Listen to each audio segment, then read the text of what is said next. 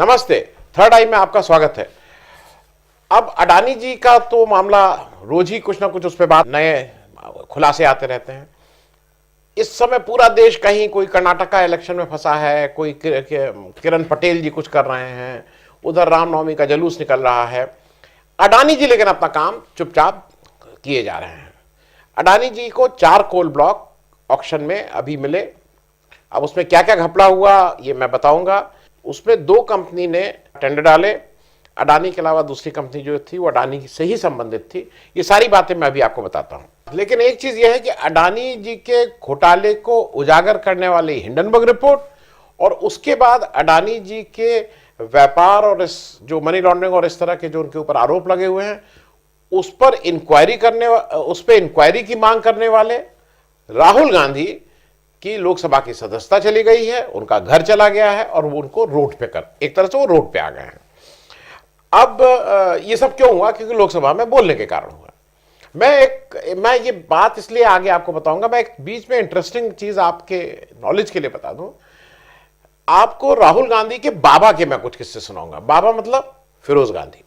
फिरोज गांधी का इसलिए मैं किस्सा सुना रहा हूं कि ये सब परंपरा इस देश में बाद में लोहिया आए, सब लोग बहुत से लोग थे जिन्होंने विपक्ष की एक ताकतवर भूमिका निभाई। लेकिन जो राहुल गांधी के बाबा फिरोज गांधी थे उन्होंने इस परंपरा में 6 दिसंबर 1955 में अपनी जो मेडन लोकसभा की स्पीच थी, जो पहली बार जब वो लोकसभा में बोल रहे थे, उस समय उन्होंने उस समय मुझे स्पीच दी। उसमें एक घोटाले का पर्दाफाश किया। और एक चीज ध्यान रखिएगा, फिरोज गांधी रूलिंग पार्टी के एमपी थे। फिरोज गांधी इस देश के प्रधानमंत्री के दामाद थे। अब कहानी यह हुई कि जब देश आजाद हुआ उस समय जो लाइफ इंश्योरेंस का बिजनेस था यह प्राइवेट हाथों में था।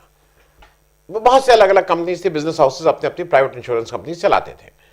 उसमें से एक रामकृष्ण डालमिया साहब, जो बाद में डालमिया ग्रुप के हेड थे और डालमिया जैन ग्रुप के नाम से भी इनको जाना गया, उन्होंने ओनरशिप खरीदी टाइम्स ऑफ इंडिया की।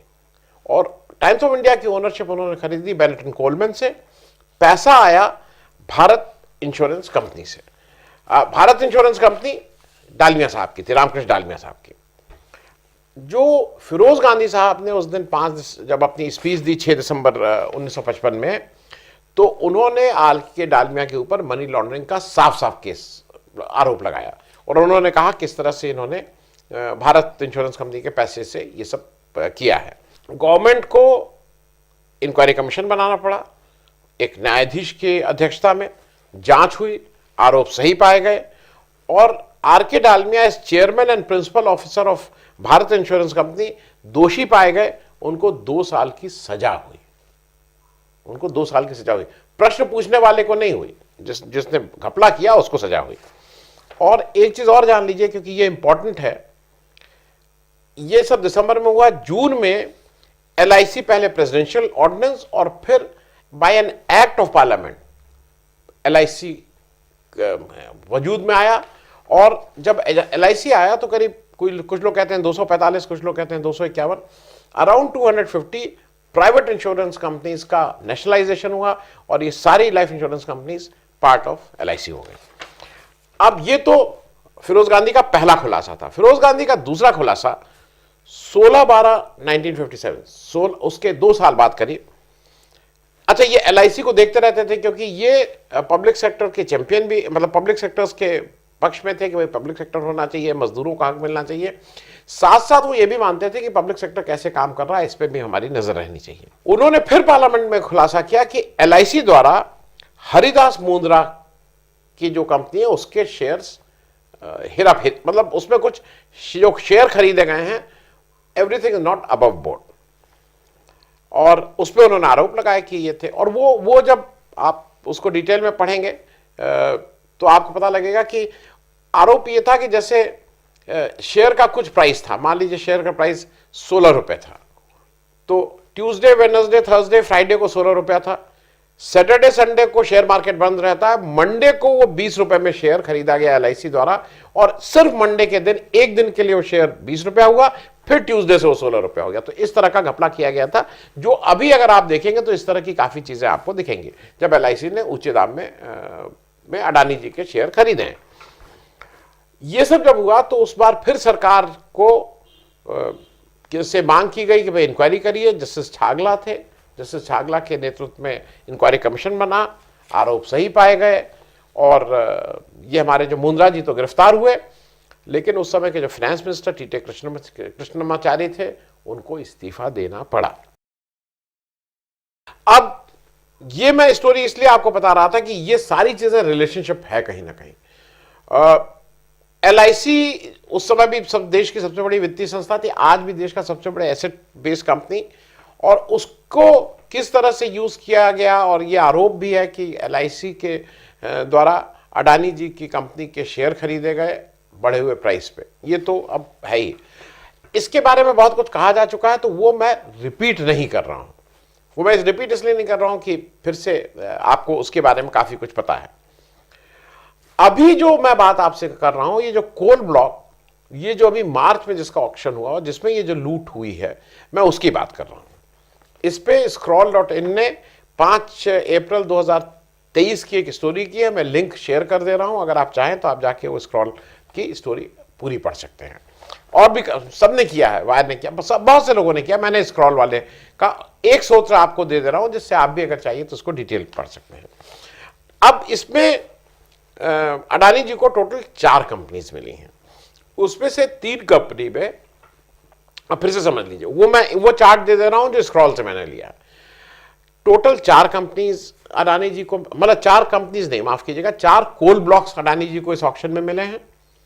उसमें से 3 कोल ब्लॉक्स में अडानी जी का जो revenue share with the government है वो 5.5% है, और एक कंपनी में 7% है। अब आप ये कहेंगे कि what is this revenue share?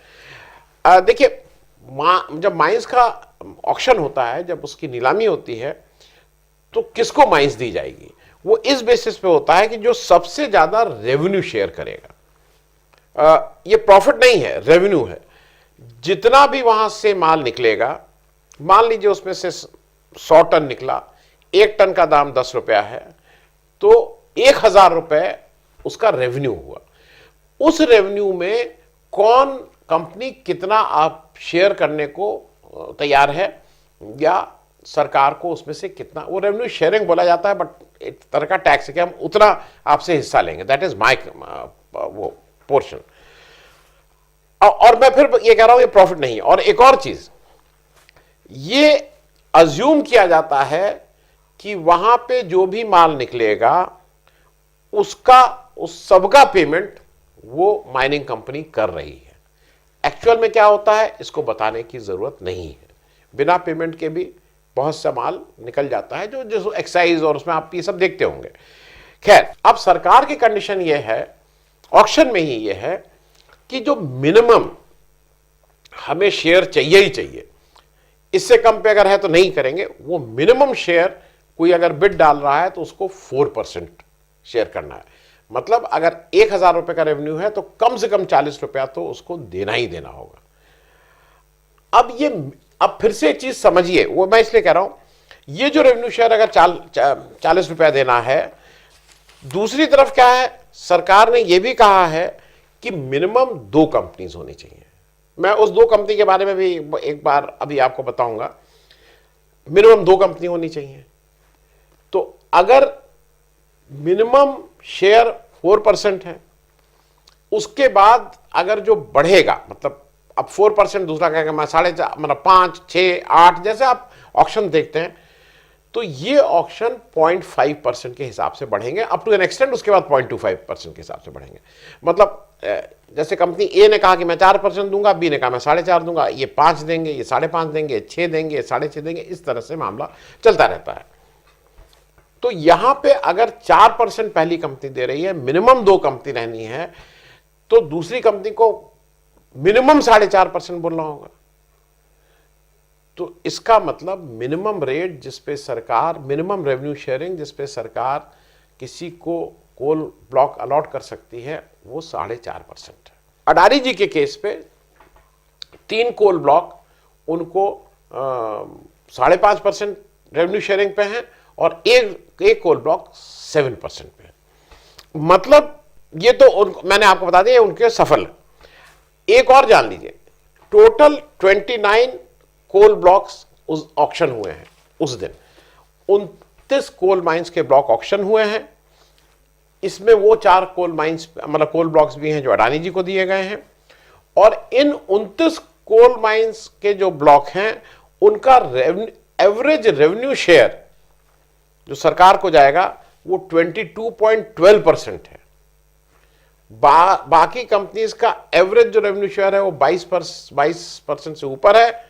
हमारे अडानी जी के जो रेवेन्यू शेयर 4 कंपनीज के हैं जो बड़ी कोल ब्लॉक्स हैं वो केवल 5.5 और 7% है।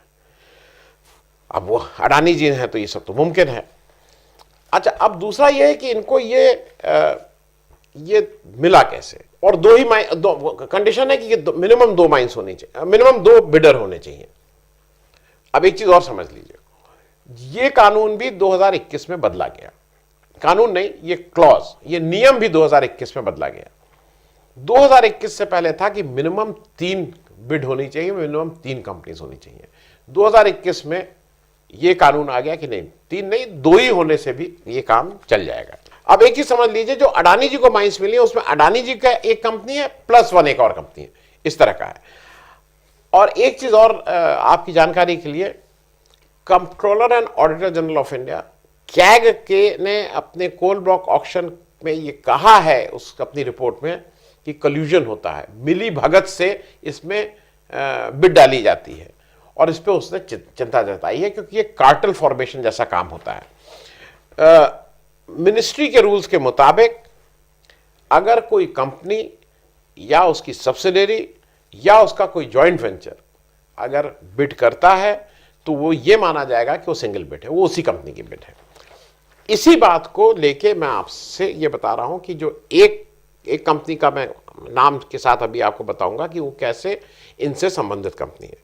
हिंडनबर्ग का, अब फिर से हिंडनबर्ग पे हम लोग चल रहे हैं। हिंडनबर्ग का आरोप है कि एडिकॉर्प नाम की एक कंपनी में जो फंड रूट हुए अडानी एंटरप्राइजेस के, वो एडिकॉर्प नाम की कंपनी है। एडिकॉर्प के प्रमोटर ही केवल माइनिंग के प्रमोटर हैं, जो केवल माइनिंग हमारे अडानी जी की इस कंपनी के साथ, जहां पे उसने एक पर्टिकुलर मतलब 4 कोल ब्लॉक मिले हैं, उसमें से एक कोल ब्लॉक में केवल माइनिंग ने कोट किया है। मतलब 2 कोटेशन आए, एक अडानी जी की कंपनी का, एक केवल माइनिंग का।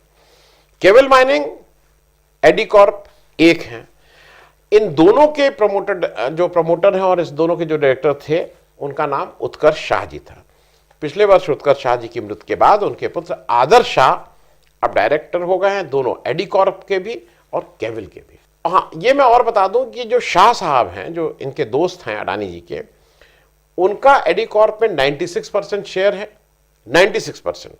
और केवल माइनिंग जो 24 से, और केवल माइनिंग अभी रजिस्टर हुई, केवल माइनिंग 24 अप्रैल 2022 में रजिस्टर हुई, अभी 1 साल भी नहीं हुआ है। उसकी पेडअप कैपिटल केवल 1 लाख रुपया है, केवल 1 लाख रुपया है। और उसमें से 80% जो पैसा आया था, करीब 80,000 रुपये, हमारे उत्कर्ष शाह के अकाउंट से ही आया था। दोनों कंपनी का, एडिकॉर्प और केवल माइनिंग का, रजिस्टर्ड ऑफिस का एड्रेस सेम है। उनका जो केवल माइनिंग है, उनको कोई पूर्व में माइनिंग एक्सपीरियंस नहीं है, वो ऐसे ही आके उन्होंने कोई एक्सपीरियंस नहीं है। और ये जो कोल ब्लॉक मिला है अडानी जी को केवल माइनिंग के सामने, वो महाराष्ट्र में मिला है, जहां पे 200 मिलियन टन का कोल रिजर्व है। 1 मिलियन टन में 10 लाख टन होते हैं और 1 टन में 10,000 किलो होते हैं। मतलब मैं ये इसलिए बोल रहा हूं कि it's a huge coal block जो उनको दिया गया है। और ये अडानी जी का सेल्फ एडमिटेड स्टेटमेंट है कि शाह साहब उनके पुराने दोस्त हैं, उन्होंने इंटरव्यूज में भी कहा है, उनकी बायोग्राफी है उसमें भी लिखा गया है, कई जगह इसके वो हैं। डेथ से पहले एक और बात आपको बता दूं, उत्कर्ष शाह साहब चेयरमैन थे एडी हेरिटेज ग्रुप के। अब इसके आगे का कि कहां पे ये आरोप आपको बिल्कुल क्लियरली दिखेगा कि ये किस तरह से बेईमानी हुई है।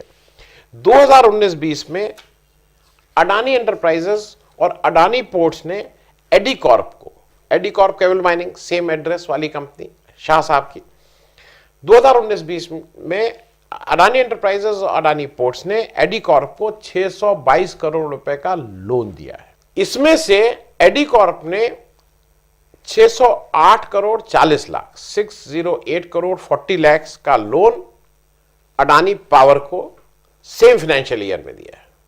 ये सब रूटिंग हो रही है पैसे की। अब हिंडनबर्ग का कहना है कि जिस वर्ष एडी कॉर्प, जो एडी कॉर्प जिसको ये 622 करोड़ का लोन मिला और जिसने फिर आगे इसको अडानी पावर को इसमें से 608 करोड़ का लोन दे दिया, उस फाइनेंशियल ईयर जिस फाइनेंशियल ईयर उसको लोन मिला है कि टोटल रेवेन्यू 64 करोड़ रुपया था, 64 करोड़, और उसमें प्रॉफिट जो दिखाया था जो कंपनी के रिटर्न के हिसाब से वो 68.6 लाख 68,60,000। और ये हिंडनबर्ग का कहना ये है और इस रिपोर्ट से क्लियर होता है कि 622 करोड़ रुपए का जो कर्जा ये लिए हैं वो अगर बेस्ट ऑफ टाइम जब उनका था जिसमें वो 68,60,000 रुपया का प्रॉफिट किए थे, इनको 900 साल लगेंगे इस लोन को चुकाने में, अगर उस पर कोई इंटरेस्ट नहीं है तब भी, इंटरेस्ट फ्री लोन भी है तब भी 900 साल 900 ईयर्स लगेंगे हमारे शाह साहब और शाह साहब की पीढ़ी को ये लोन चुकाने में। इस चीजें स्पष्ट हैं कि कहां क्या हो रहा है। ये मैंने आपको इसलिए बताया कि राहुल गांधी एक बड़ी लड़ाई हमारी और आपकी लड़ रहे हैं, ये अपने घर की लड़ाई नहीं लड़ रहे हैं। अडानी जी को, और ये सब बिल्कुल स्पष्ट है कि आज जो भी राहुल गांधी जी के साथ किया जा रहा है, उनकी सदस्यता जाए उनका जाए, वो केवल एक है कि वो एक प्रश्न पूछ रहे हैं कि ये अडानी का ये जो इन्वेस्टमेंट है ये किसका पैसा है। ये जो 20,000 करोड़ रुपए अडानी जी की शेल कंपनीज में हैं, ये किसके हैं? और चीजें धीरे धीरे परत खुलती जा रही हैं। ये पैसा किसका है ये कोई कहे नहीं, लेकिन अब लोगों के भी समझ में आ रहा है और ये दिखने लगा है ये पैसा किसका है।